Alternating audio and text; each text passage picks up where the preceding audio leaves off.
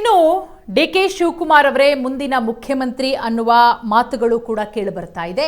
ಇದೆಲ್ಲದರ ನಡುವೆ ಸಹಜವಾಗಿ ಡಿ.ಕೆ. ಶಿವಕುಮಾರ್ ಅವರ ಆಪ್ತ ಬಳಗದಲ್ಲಿ ಒಂದಷ್ಟು ಸಚಿವರುಗಳು, ಶಾಸಕರುಗಳು, ನಾಯಕರುಗಳು ಗುರುತಿಸಿಕೊಂಡಿದ್ದಾರೆ. ಅವರಿಗಂತೂ ಭರ್ಜರಿಯಾಗಿ ಗುಡ್ ನ್ಯೂಸು. ಅದರಲ್ಲೂ ಸಚಿವೆ Lakshmi Hebbalkar ಬೆಂಬಲಿಗರಿಗೆ ಭರ್ಜರಿಯಾದಂತಹ good news.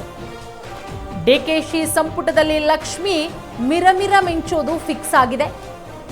Lakshmi ಹೆಬ್ಬಾಳ್ಕರ್ಗೆ jackpot ಹೊಡೆಯೋದ್ರಲ್ಲಿ ಅನುಮಾನ ಇಲ್ಲ. ಡಿಸಿಎಂ ಪಟ್ಟ, ಸಚಿವೆ ಲಕ್ಷ್ಮಿ ಹೆಬ್ಬಾಳ್ಕರ್ಗೆ ಡಿಸಿಎಂ ಪಟ್ಟ ಏನಾದ್ರೂ ಒಲಿಯುತ್ತಾ? ಹೆಬ್ಬಾಳ್ಕರ್ ಪರ ಡಿಕೆಶಿ ಮಲ್ಲಿಕಾರ್ಜುನ ಖರ್ಗೆ ಬ್ಯಾಟಿಂಗ್.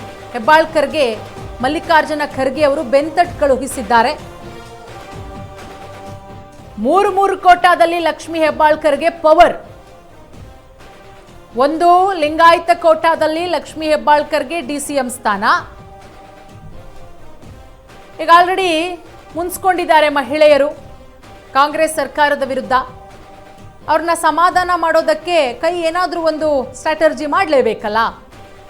ಹಾಗಾಗಿ ಇವತ್ತಿನ ಗಮನಿಸಿ, ಲಕ್ಷ್ಮಿ ಹೆಬ್ಬಾಳ್ಕರ್ ಅವರು ತಮ್ಮ ಪೇಜಲ್ಲಿ ಇವತ್ತಿನ ಬ್ರೇಕ್ಫಾಸ್ಟ್ ಮೀಟಿಂಗ್ನ ಒಂದಷ್ಟು ಫೋಟೋಸ್ಗಳನ್ನು ಶೇರ್ ಮಾಡಿಕೊಂಡಿದ್ದಾರೆ. ಅಲ್ಲಿ ಬಹಳಷ್ಟು ಜನ ಬೇಜಾರಲ್ಲಿದ್ದರು.